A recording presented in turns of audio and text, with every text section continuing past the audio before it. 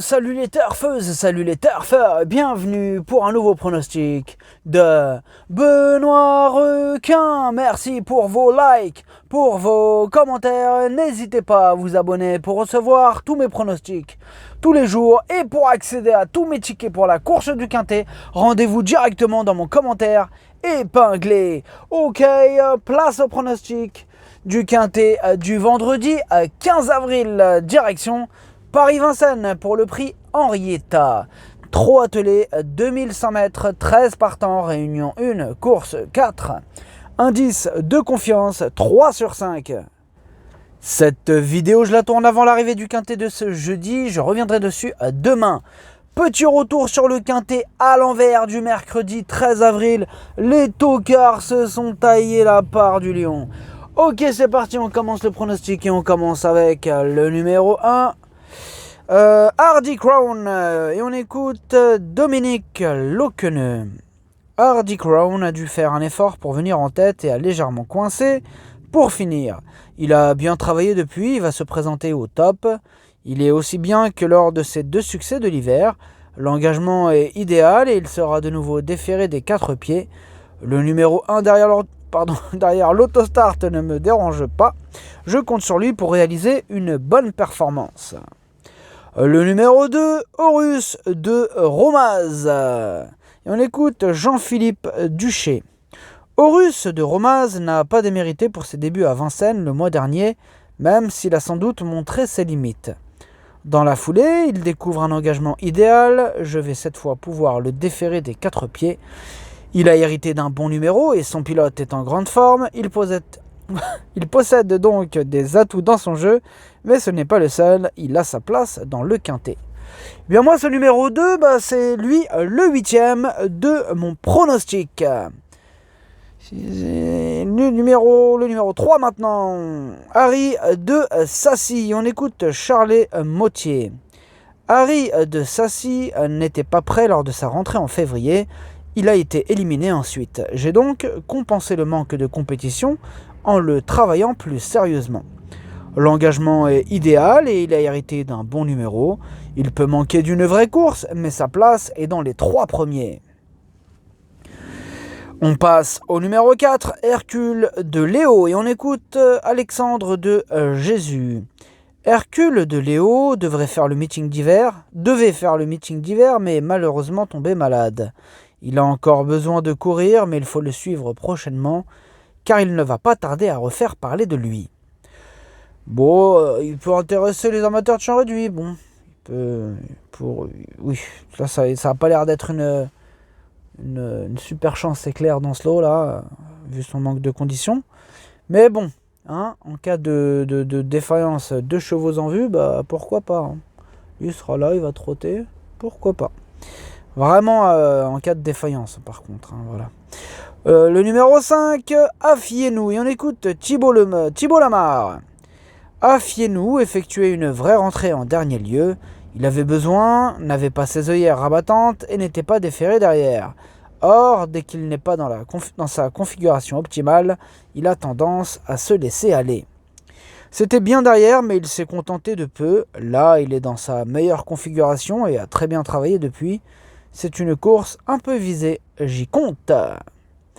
Le numéro 6, Hurricane Steed, et on écoute Gérald Blandin. Hurricane Steed est très bien parti la dernière fois et a très bien fini. Il s'adapte à toutes les distances et en bonne forme. Il risque d'être peut-être barré par quelques chevaux. Comme il n'a pas une première chance, il faudra mieux le cacher. Il est capable de très bien partir et après il faudra choisir les bons dos. Il devrait faire sa course plutôt en fin de combinaison. Eh bien attention, ce numéro 6, c'est mon 2e cheval de complément en cas de non partant. Le numéro 7, Asparn du M, et on écoute Jérôme Chavat. Asparn du M reste sur de bonnes performances dans de bons chronos, raison pour lesquelles je le déplace en région parisienne. Il est au mieux quand il court espacé comme là, la corde à gauche lui convient et il a des allures pour s'adapter à la grande piste. Il est plaqué devant pour la première fois et déféré derrière pour la deuxième. Il ne faut pas se précipiter en partant, je compte sur lui. Bon, alors moi, je ne l'ai pas retenu, ce numéro 7 dans mon pronostic, mais attention, c'est quand même une surprise possible. Attention. Donc, dans un champ réduit, pourquoi pas. Le numéro 8, Hamilton Duham, et on écoute Yannick Desmet. Hamilton Duham a très bien fini à chaque fois lors de ses dernières performances. Lors de sa plus récente tentative, il était encore parmi les derniers à l'entrée de la ligne droite. Vendredi, il fait face à un engagement favorable sur une courte distance qu'il apprécie. Il a encore une très belle carte à jouer. Le numéro 9, Hello du Jaggi, et on écoute Antonio Ripoll Rigo. Hello du Jaggi n'a pas démérité dernièrement alors qu'il se présentait pour préparer ce bel engagement. Malheureusement, il a souffert de crevasses qui l'ont empêché de travailler normalement. Cela dit, il me paraissait bien ce mercredi matin. De plus, il a hérité du numéro 9. Si je partais confiant pour la victoire avant ces deux problèmes, je pense qu'il faut désormais l'envisager pour une petite place. On passe au numéro 10, Hôtel Mystique, et on écoute Mathieu Abrivard. Hôtel Mystique a dû faire un gros effort dernièrement pour prendre le commandement et a payé cette débauche d'énergie pour finir. Il a bien récupéré et va se présenter au top. Malheureusement, il a hérité d'un numéro piège et va devoir subir la course. Nos chances de victoire sont donc plus limitées, mais il a sa place dans le quintet, voire même sur le podium si tout se passe bien. Le numéro 11, Iweldor, et on écoute Sébastien Garato.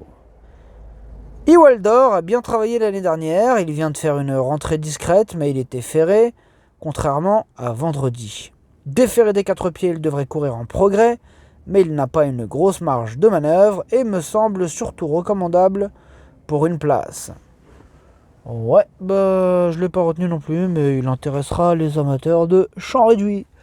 Le numéro 12, Heart of Glass, on écoute Christophe Martens.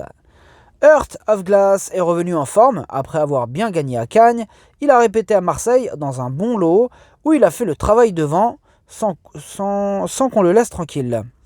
Il est bien reparti, il est encore monté en condition là-dessus. Je ne pense pas que la grande piste le dérange, c'est toujours un handicap d'être en seconde ligne, mais avec un bon parcours, il a sa place dans le quintet gagnant. Le numéro 13, Higuin de Loup, et on écoute Alexandre Abrivard. Higuin de Loup s'est une fois de plus élancé au galop dernièrement. Il ne s'élance jamais bien à cet échelon de départ. Sa forme ne fait aucun doute. Vendredi, l'autostart va l'aider à s'élancer, d'autant qu'il partira en seconde ligne. Il devrait se réhabiliter et accrocher une place à l'issue d'un bon déroulement de course. Eh bien, ce numéro 13, c'est mon cheval de complément en cas de non partant. Le pronostic, ça donne As, 8, 3, 10, 5, 9, 12. Merci d'avoir suivi cette vidéo. N'hésitez pas à vous abonner pour recevoir tous mes pronostics tous les jours. Et pour accéder à tous mes tickets pour la course du quintet, rendez-vous directement dans mon commentaire épinglé. À jouer avec modération. Bonne chance. Chopez-le moi. Ciao.